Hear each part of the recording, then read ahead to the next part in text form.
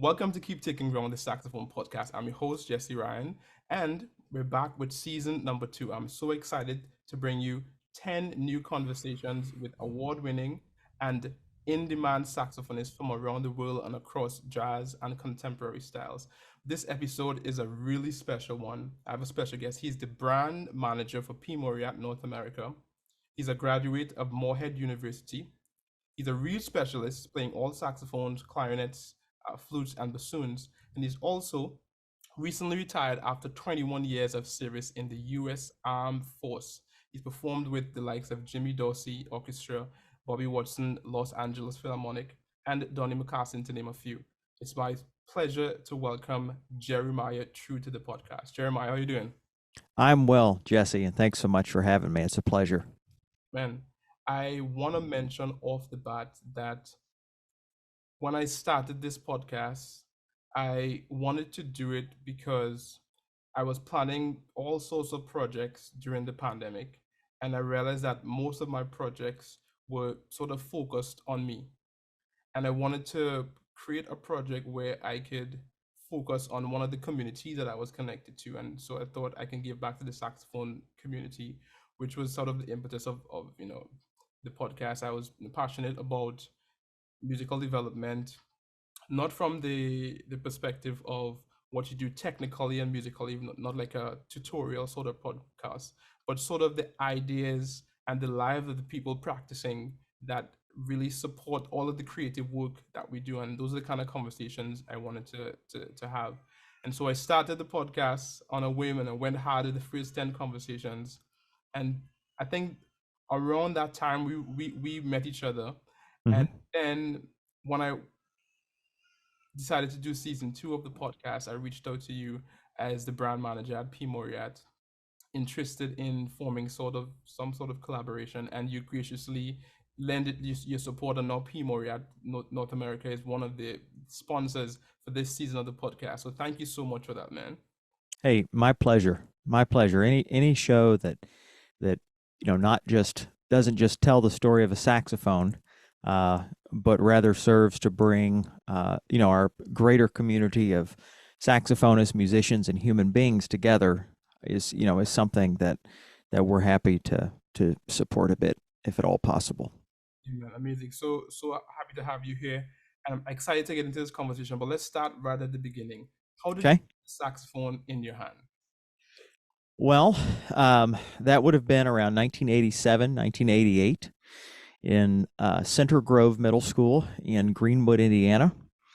And, started band in a very traditional manner, like so many do here in the States. Went to the instrument night, and, it was the late 80s and definitely a bit of a saxophone heyday in pop music.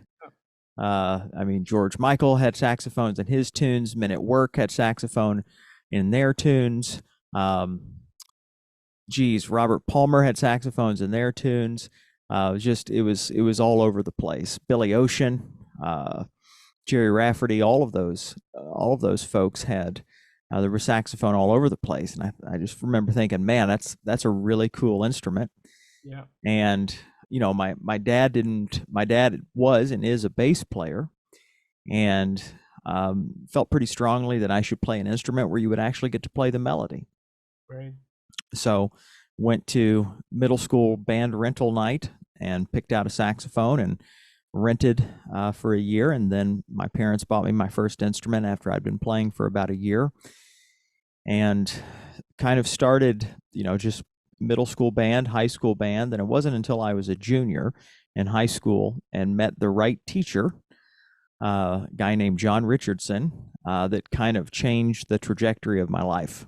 And when I decided that playing the saxophone and being a musician was something I wanted to do for a living and wanted to do it the rest of my life.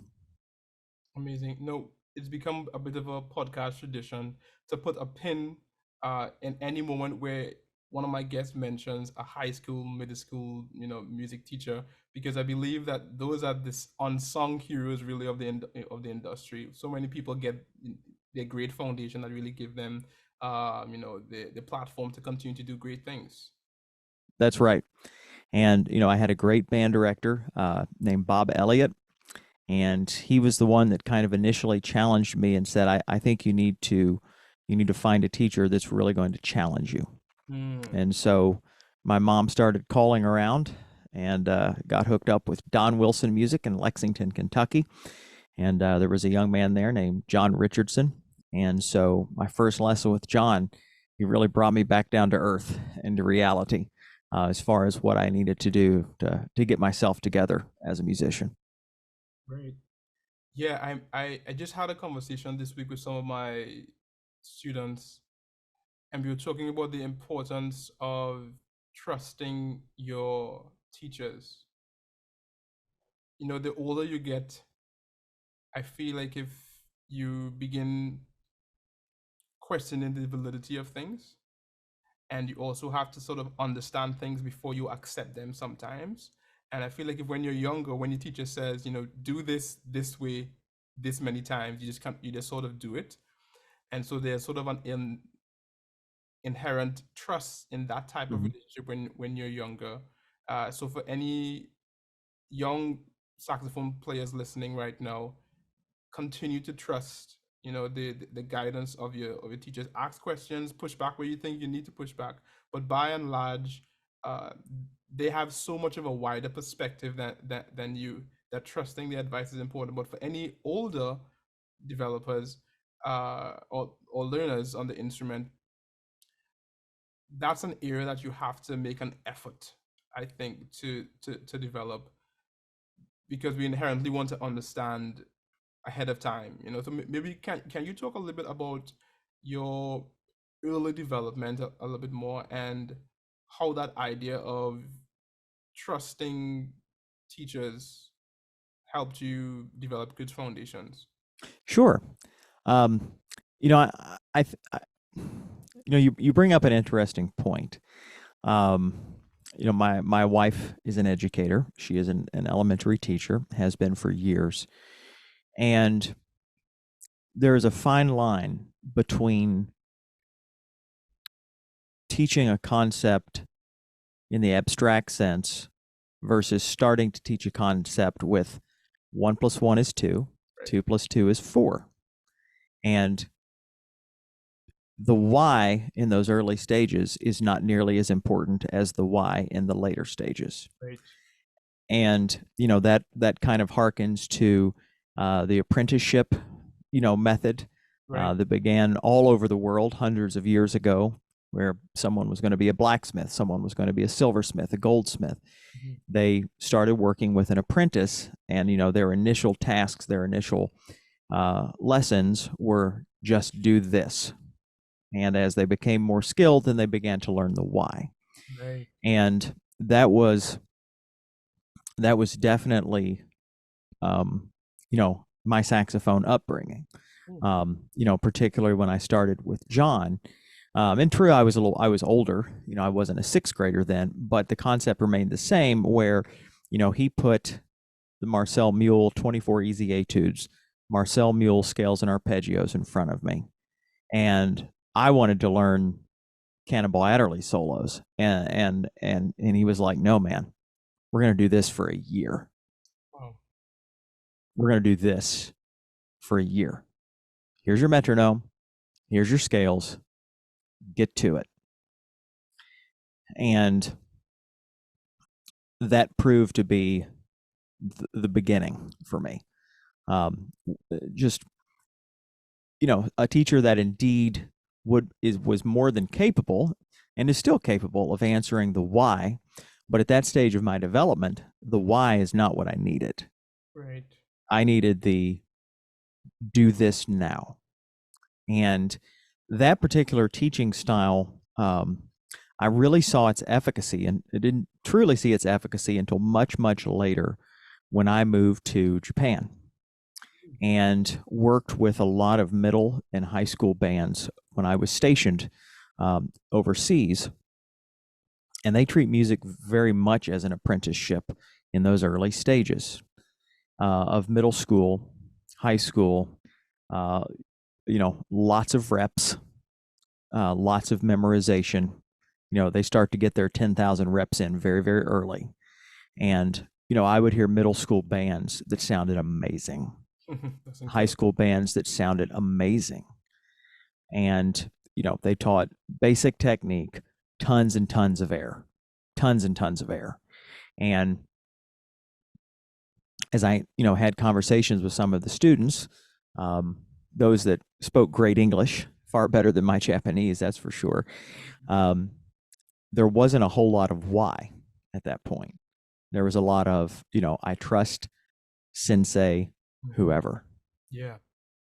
And so that trust that they had in their teacher um, manifested itself by them being absolutely stellar musicians at an early age.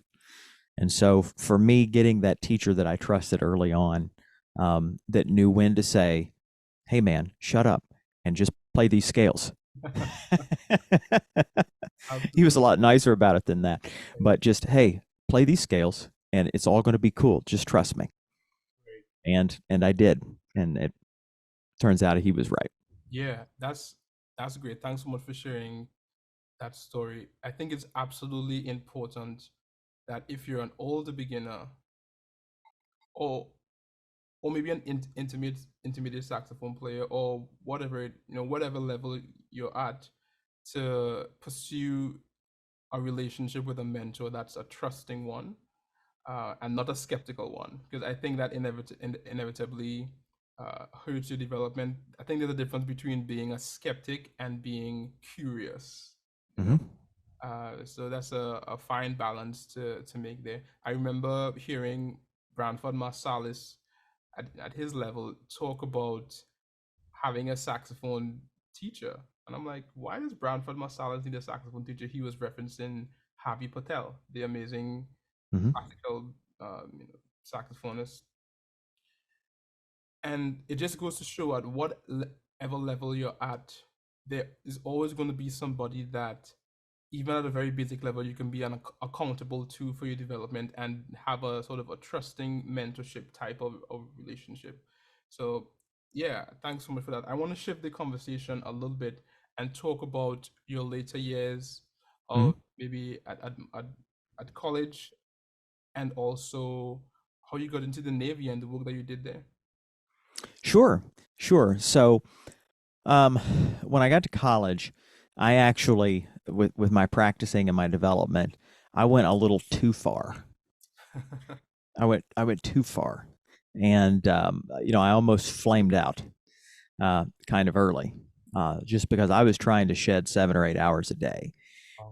on top of classes and on top of ensembles. And I was also married. My wife and I have been married almost 28 years, and she was very good about saying, I think you're flaming out. And I had, by that time, my first, college saxophone teacher, a man named Eugene Norden. And I mean, when your teacher's telling you, I think you need to back off, Wow. then you might be a little ate up. And so I indeed was at the time. And so I started at that time to find the balance between practicing and performing and life, and sometimes, you know going for a walk, watching TV. Right. um that was too much time off or not enough focus was never my problem. It was always the opposite. It was too much. Where, I where did you figured if where do you think that came from? I'm sorry to interrupt you, but no problem. I want to just ask about that because, um, where do you think that impulse to be so hyper focused, and maybe you might we use the word obsessive, Hmm. the practice? Definitely. Uh, where was that coming from? Was it coming from a place of, was it in the environment? Was it Mm. sort of more internal thing? Was it coming from an insecurity that you were trying to, let's talk about that. It was internal, very largely internal, and it was based partly on insecurity, for sure, because I did not see myself as a child prodigy, which I was not. Okay. And I hadn't quite developed all of the background knowledge of learning and pedagogy to know why, quote unquote, child prodigies were like they were. Right. So I thought that, man, I've got years to make up. So that was part of the driving impetus, is I felt behind, because I've been playing the saxophone since sixth grade, but I didn't really get serious until the summer before my third year of high school. So I felt behind. And, the other saxophone players around me at the time were all very good. They were very strong. And so there was a desire to pull my own weight. And there was also a desire. A lot of people that I went to school with would say, well, make sure you get your education degree so you have something to fall back on. Mm. And I do have an education degree, and that was just because that's where my scholarships were. Gotcha. But I never wanted that to be my path. To me, education is not something you fall back on. It's a calling. It's not a last resort or a plan B, Right. because it has to be something to which you're called. So I wanted to make my living, support my family by playing the saxophone, period.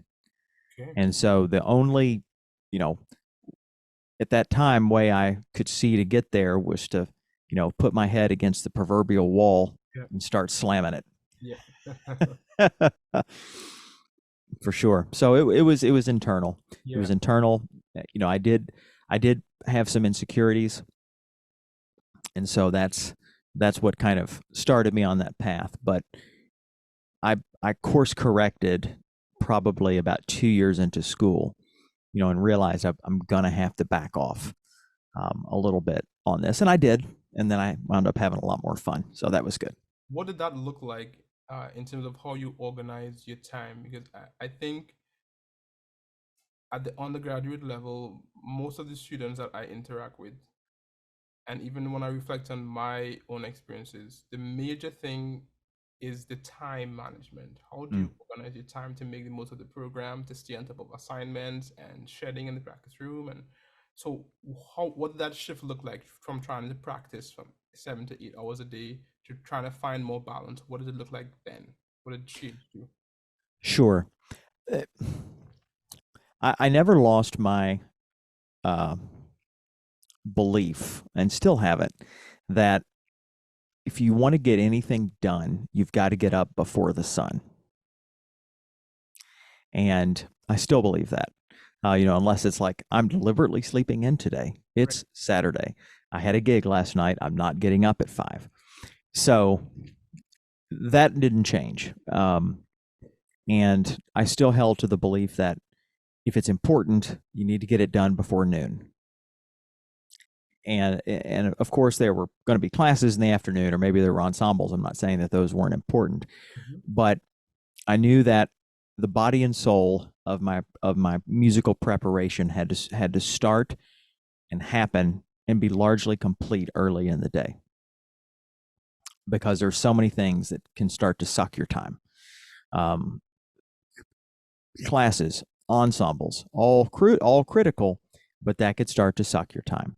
So what I did in that transition is I still got up about the same time early and practiced early, but I practiced, and it was like, okay, I have this particular concept or this instrument, I've put in my time, and now I'm moving on. But before, it was like I would do my stuff, and then I would keep doing my stuff, and then I would keep doing my stuff, and then the diminishing returns would just be washing over me.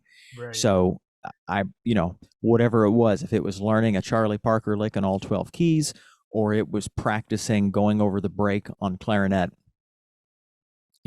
once I had gotten some successful reps in, that's when I knew it was time to stop and do something else. So I tried to get that shedding in early in the day, so that, when my school day, academic day was concluded, I was going and spending time with my spouse. We were going to go take a walk. We were going to go drive over to the national park and take a hike. Something so that I wasn't also at night wailing away in the practice room.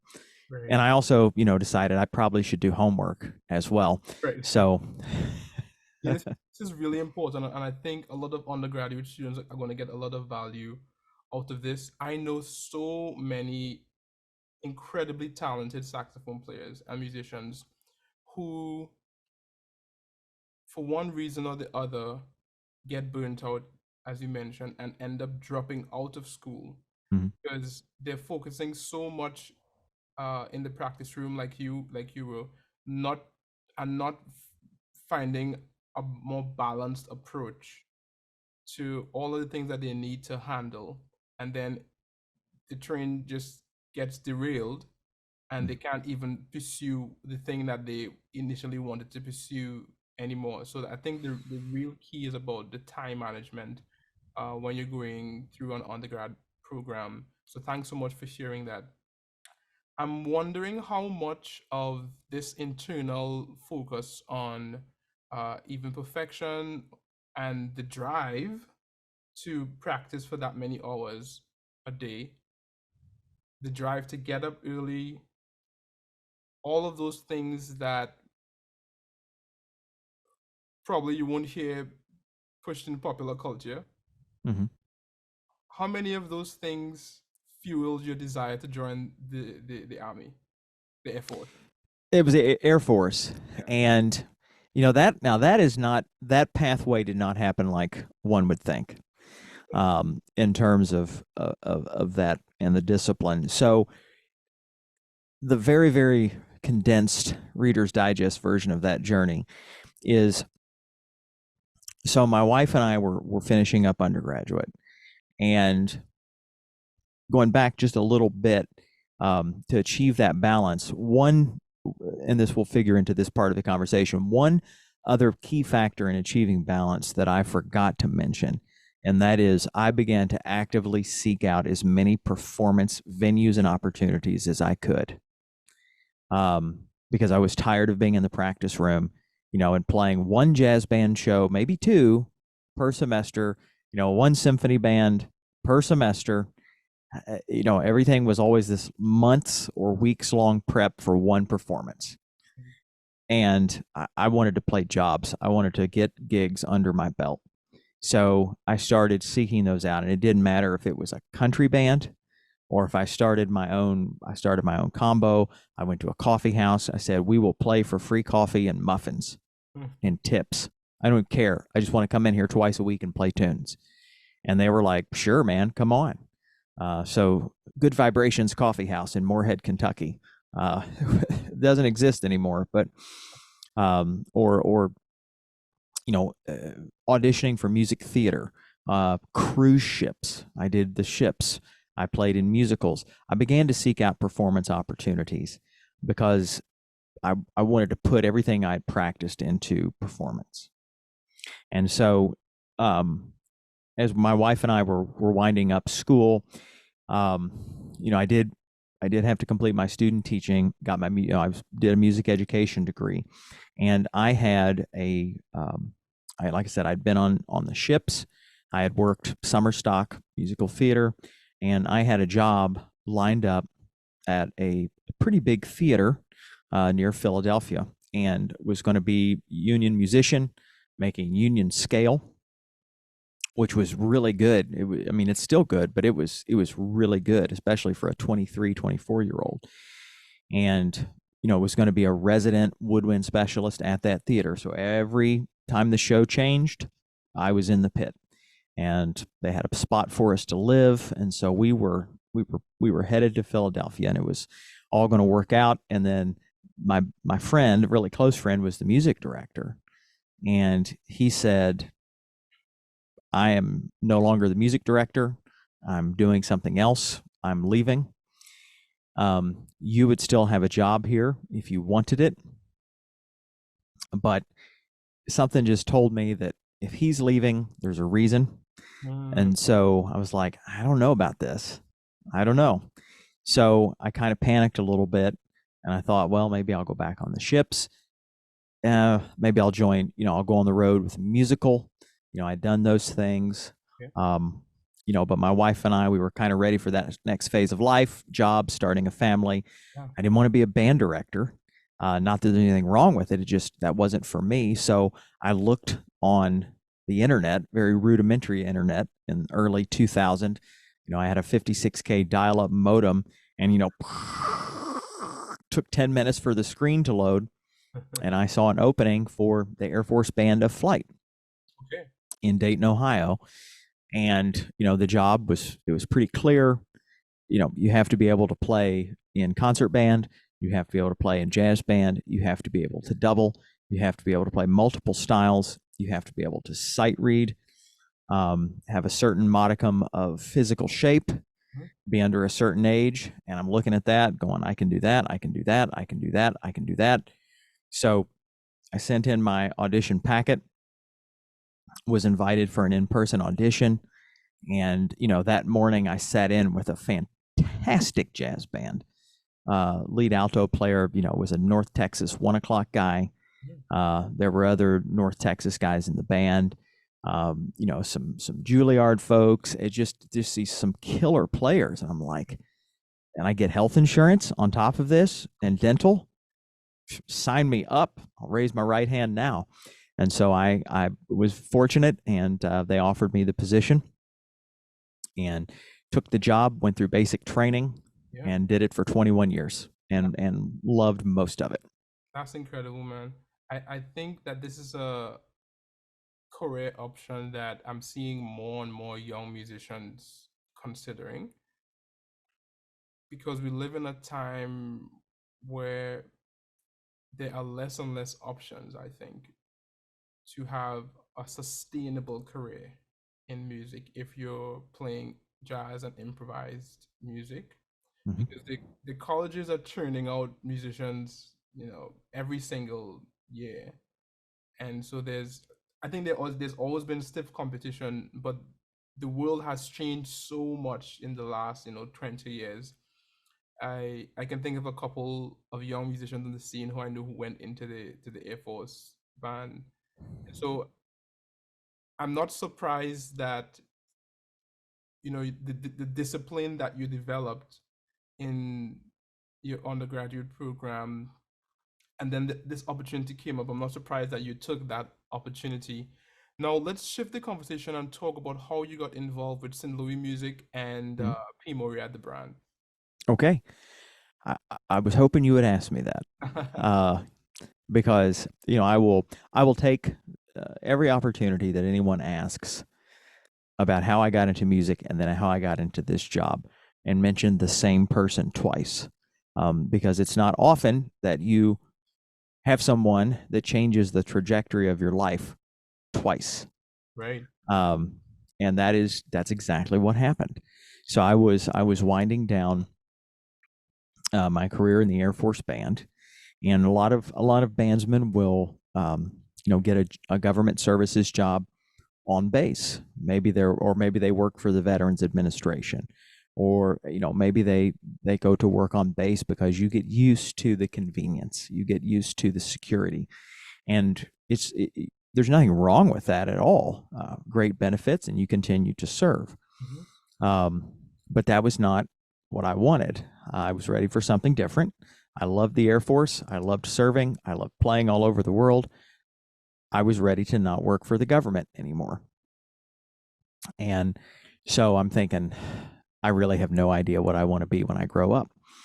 Up until, from the time I was 15 to the time I was 44, I knew exactly what I wanted to do. Okay, yeah. And at age 44, 43, 44, I'm going, well, I got to figure something out for the next 20 years. Right. Wow. And I had met up with my old high school teacher, John Richardson. He had gone into the retail industry and then the wholesale industry, and worked for a couple of different companies, a couple of different manufacturers. And I'd run into him at an International Trombone Guild festival, and where we were the backing band for some trombone artists, and was just talking to him and kind of feeling out what he did, and that kind of came into my mind. And so I sent him a message, and I said, hey man, is there anything like in this industry that I could do? Could I get involved? And he was like, hey man, call me in 6 months. Okay. So he was changing company. So I called him, and Ah, he said, "Yeah." He said there might be something with St. Louis music. okay. He said we have but he said I don't know what it is yet. It's a growing company, a lot of growth that particular year. He said, let me talk to a couple folks, and I'll get back in touch with you. And so he did, and I interviewed. My first interview, I had just finished up a gig in Miyazaki, Japan, and interviewed from a hotel room with our chief operating officer, and had a great conversation. And so I was kind of on track to go into perhaps the more of the sales side. And then he put me in touch with our senior vice president of marketing, aka the boss of all the brand managers, Craig Denny, Right. who was the P. Mauriat brand manager and is largely responsible for the success of P. Mauriat in North America. Craig is he's devoted the balance of his career to promoting the brand, and he had promoted in the company, and was it's a full-time job being a brand manager, so he was doing that. He was also vice president of marketing, vice president of band and orchestra, so just a tremendous amount on his plate. Yeah. And so I interviewed with him, and as it turns out, he's also a fine reed player, uh, uh, you know master's degree in clarinet from DePaul, and we kind of hit it off as musicians. And he's thinking, I don't think sales for you. I'm thinking brand management. I'm thinking, we need a subject matter expert, etc. And so they had some conversations, and um, I left Japan, landed back in the States. We had a contract to build a house. I still didn't have a job outside of my retirement. So it was a major leap of faith. And shortly after we got home, was living in my brother-in-law's basement. I got a call from Craig and said, we'd like to have one more interview. And so I interviewed with Craig. I interviewed with John, my old high school saxophone teacher, and our chief operating officer. And an hour later, they made me the job offer. That's incredible. Totally. It was like, I mean, total miracle. Yeah. Just divine, absolute divine pathway. So I found myself in a career now where I'm advancing the saxophone, the brand, and in North America, and getting to travel a bit, and meet folks from all over the world. So no one was more surprised or more blessed than me. Yeah. Well, you have also been instrumental in my P. Mauriat journey. I became a P. Mauriat artist. I believe it's 2 years ago now, and I've been Correct. P. Mauriat saxophones for more than 12 years, I think almost 15 years now. And my first P. Mauriat saxophone ended up in my hand because I had a really unfortunate thing happen to me 2 weeks before I was supposed to head off to Berklee College of Music in Boston. I was robbed in a taxi in Trinidad, and my saxophone was stolen, my my wallet, everything. And so the saxophone community and the music community in Trinidad came together and purchased a saxophone for me. I left Trinidad without a saxophone, and they shipped it to Berkeley.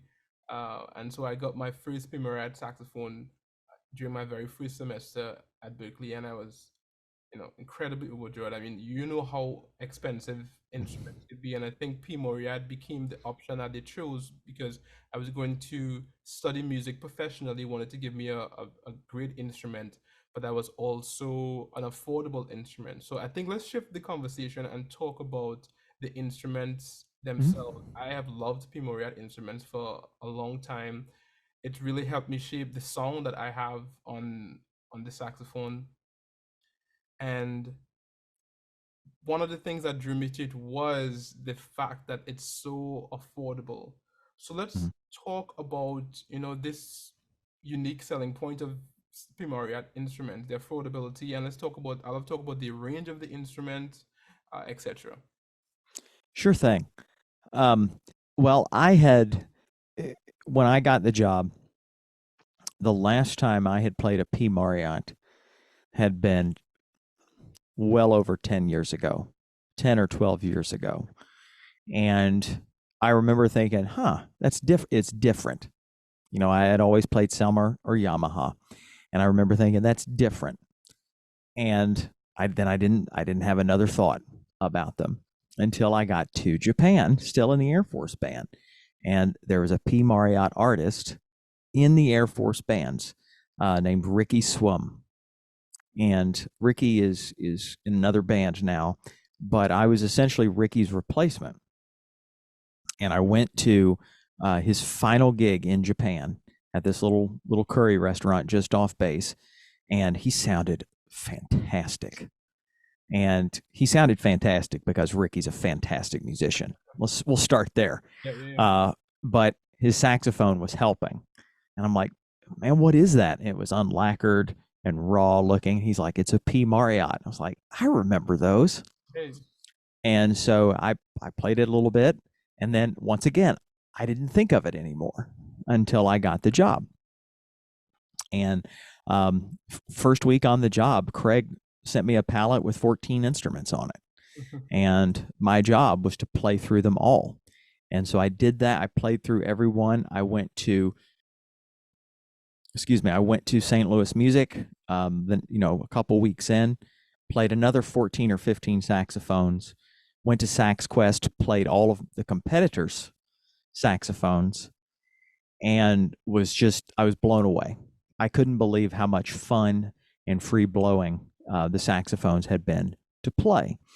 And I started looking at what they cost, what the retail is, versus, say, some of our competitors.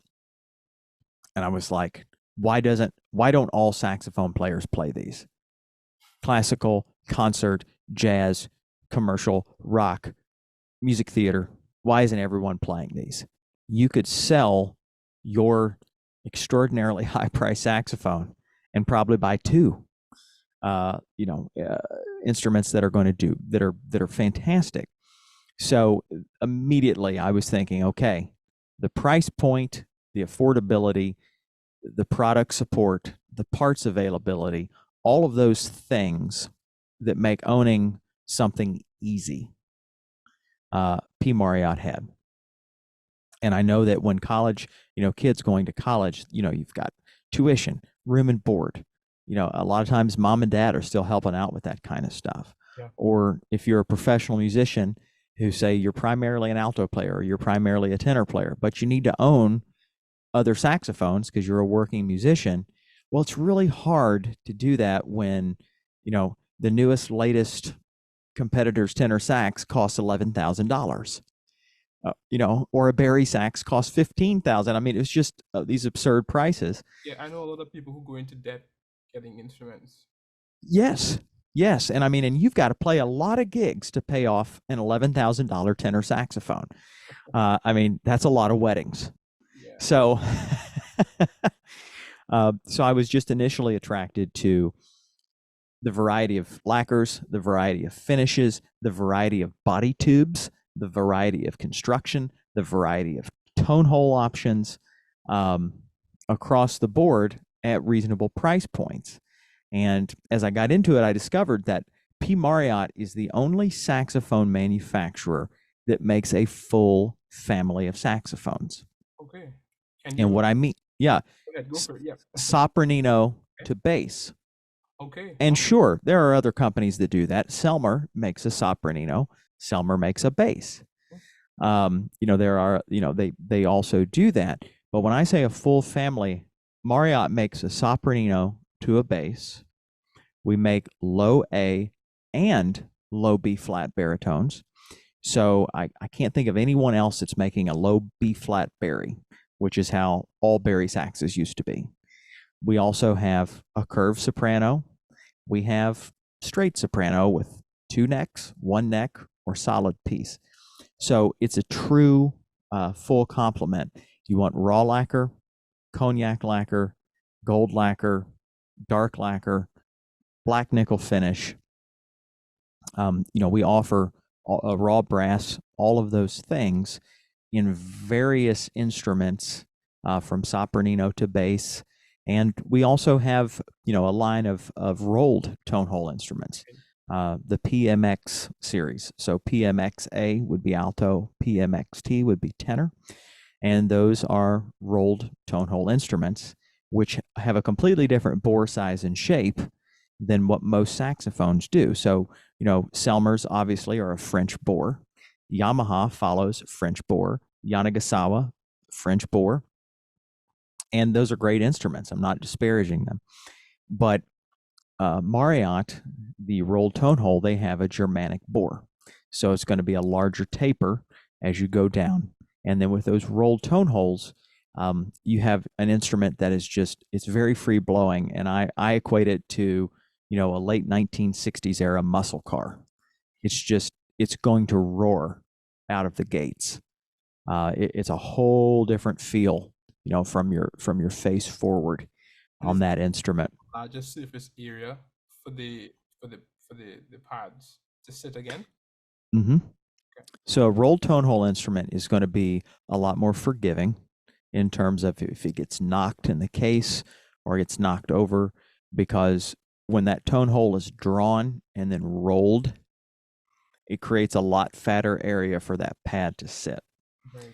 It also creates a shorter tone hole so that the air and that sound have less distance to travel to get out.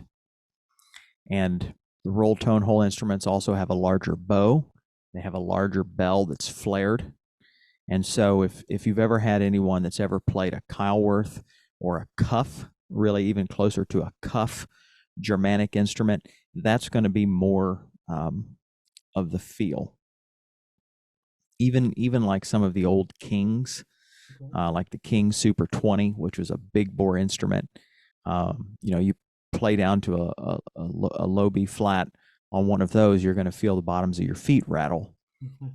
So I was so blown away by just how different they play. So much so to the point, the saxophones, that you see sitting behind me, I sold my Selmer alto that I had for almost 30 years and bought a P. Mauriat. I sold my Selmer Reference 54 tenor that I had for 22 years, and bought a P. Mauriat roll tone hole tenor. I sold my low B flat Mark VI Barry, and now I'm playing a P. Mauriat low B flat Barry. To the point that I even, I got rid of the flute that I had. I play a P. Mauriat flute also.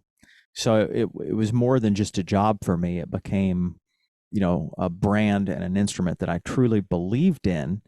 And if I believe in it, I'm going to play it and I'm going to take it on gigs. So that's kind of my P. Mauriat bit, as it were. Amazing. Now, what new instruments have P. Mauriat been working on to bring to the market, as well as accessories? Sure thing. So last year, I'm sorry, not last year, this year. It just feels like last year. But this spring at NAMM, we introduced 2 new saxophones. The 20th anniversary edition saxophone, which is black nickel plated, gold brass keys, a gold wash bell, and it has the Kirk Whalum signature neck. Nice. With the added bracing on the tenor, not the alto, just the tenor. And that is a rolled tone hole instrument that is on the 66 and 67 chassis, comes from the same exact factory. It just has special engraving. It's a beautiful horn. And so that was debuted at NAMM with great success. And Kirk Whalum, that is now his go-to horn. So he is playing that one and loves it, simply because that horn suits him for the way that that Kirk plays. Very open, very relaxed, very lyrical, and so that horn works for him. We also introduced something, a saxophone that no one else has anything like it, and that is the beatbox sax. Okay. So if any of your listeners follow Derek Brown, and beatbox sax, Derek has been a Mauriat artist for a very long time, and he pretty much Frankensteined his System 76. He added, a rib along the bell that he could scrape and smack with rings on his fingers. He had added some extra bracing at the bottom of the bell so he could bang his saxophone on the ground. He turned the clothing guard into a wiro. He added a bunch of loose screws, not a wiro, a vibra slap, sorry, so that he could hit it and get the vibra slap. He took most of the thumb hook off and then took a file and filed big gouges in what was left of the thumb hook so that he could scrape it like a wiro. He soldered on a bunch of extra key work in his left hand so that he can play from a G above the staff to an altissimo G chromatically with one hand. Okay, wow. So that he's doing other stuff with his right hand. And then, of course, all of his slap tonguing technique. So he asked P. Mauriat, can you make one like this? And they did. Wow. So now you can buy a System 76 tenor sax that, you know, has the extra ribbing on the bell. It has the extra bracing on the bow.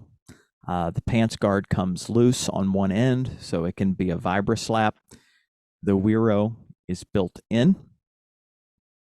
It essentially has another F sharp key, high F sharp key that you play with the left hand so that you can play an octave with one hand.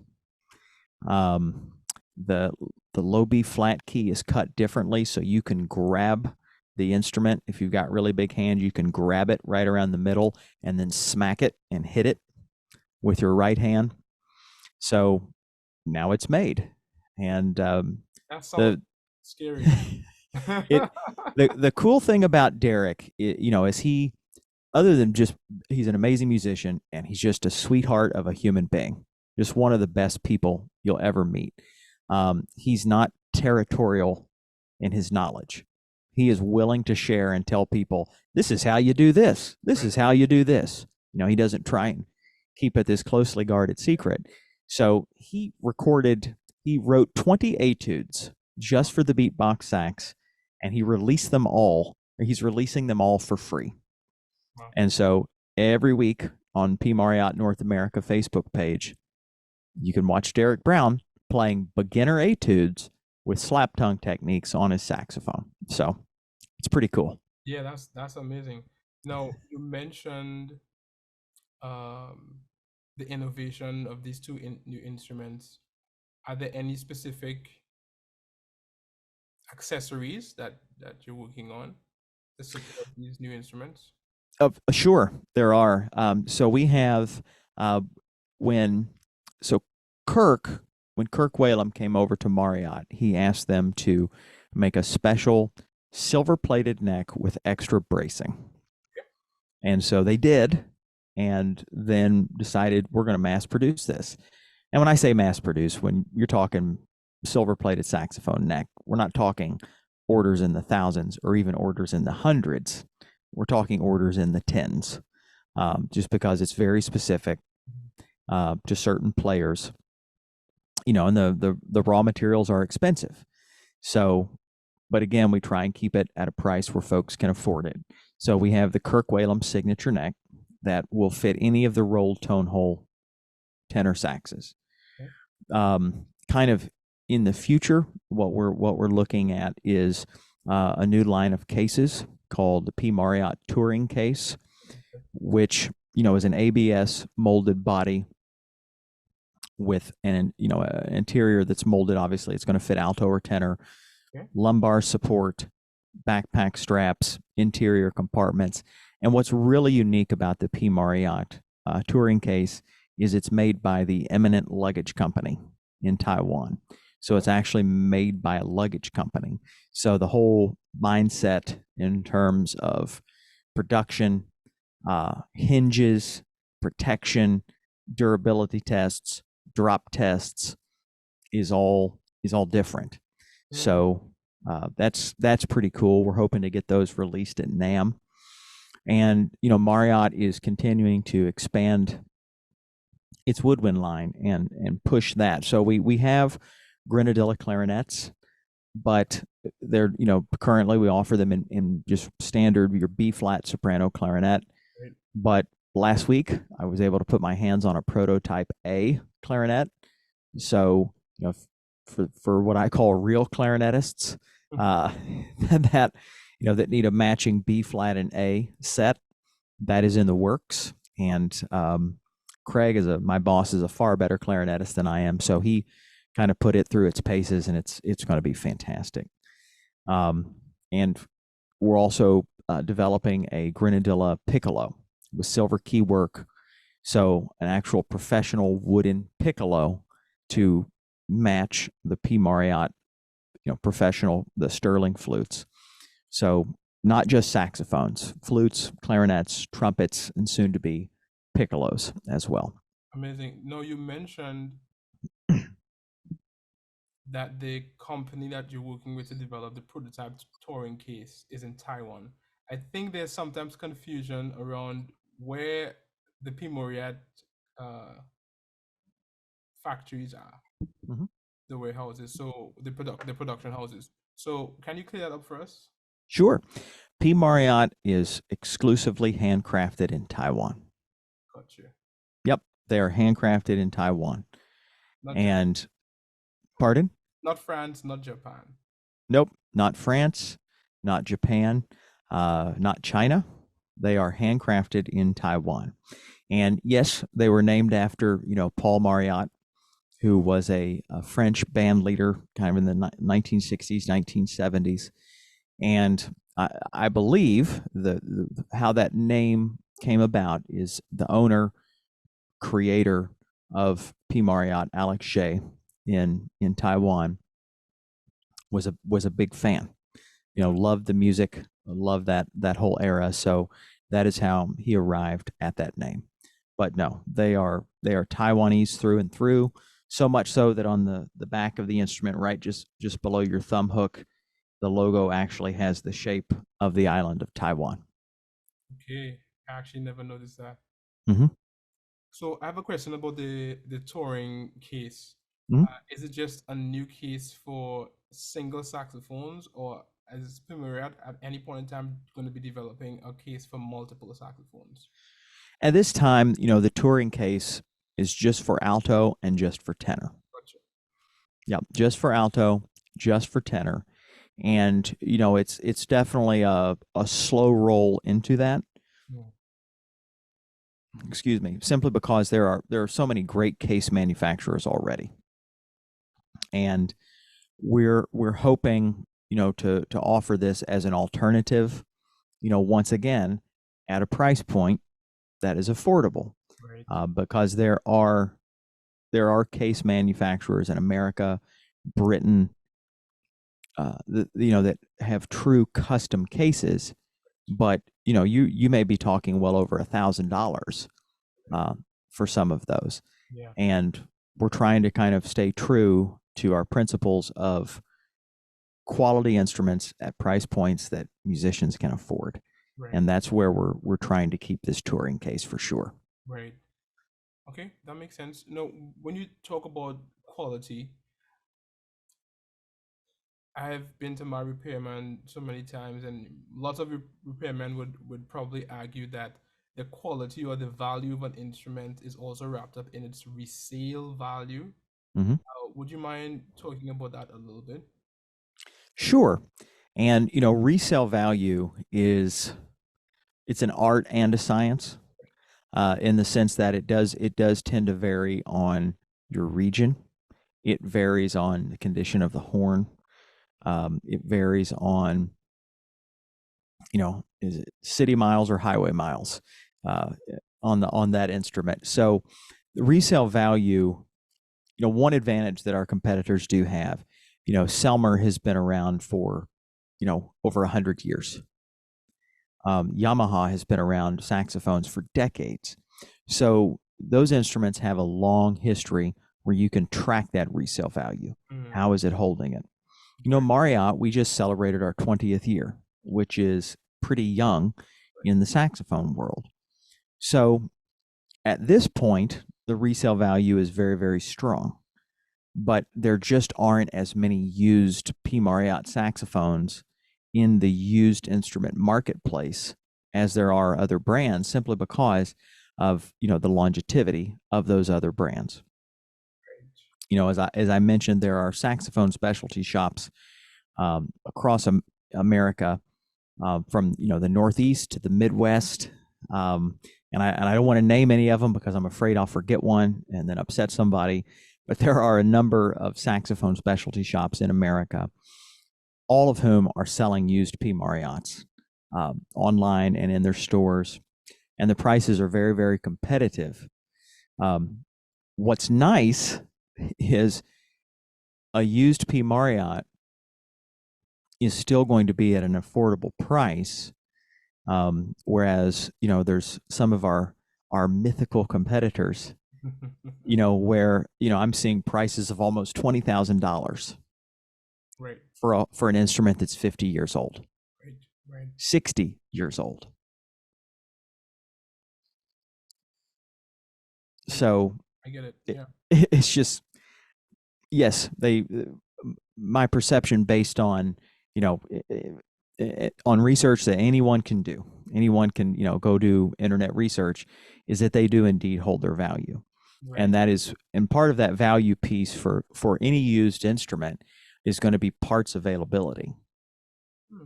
Specifically, you mentioned going to your repairman or your repair technician, as it were, and that's part of the nuts and bolts of this job. Is I deal with repair techs from across the country, from brick and mortar music stores to our national accounts.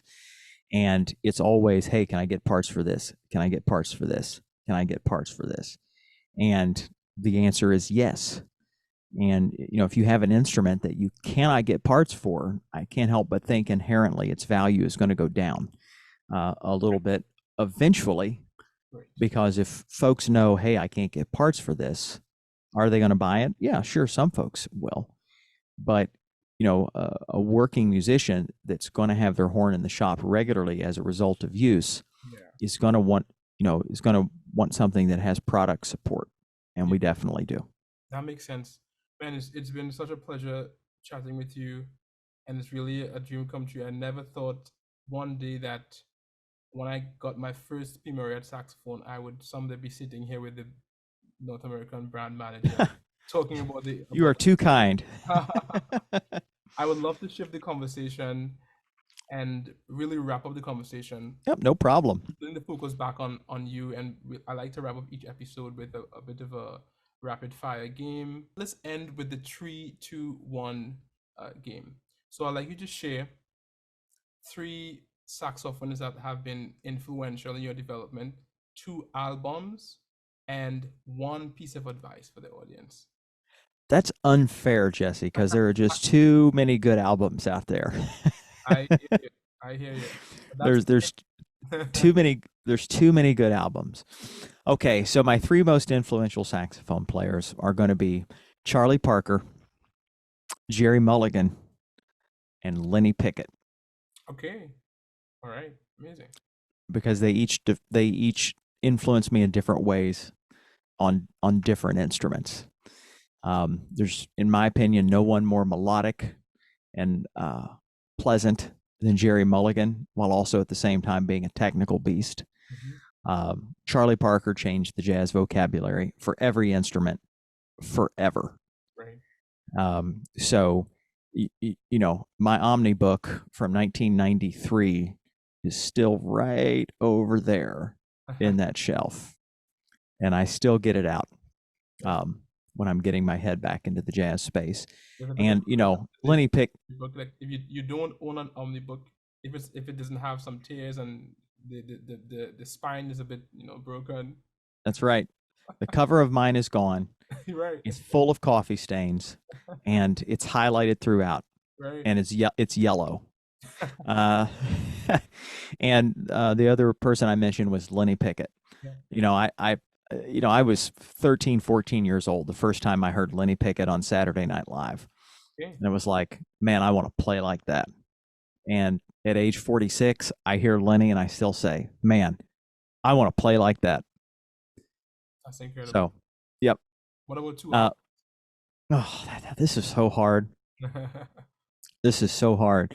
But I think if I had to pick the two albums that I've listened to the most in my career, the most in my life, it's going to be Tower of Power live and in living color, 1976 in Mhm. Sacramento, uh, that Lenny Pickett thing, and then Frank Sinatra with Count Basie live at the Sands.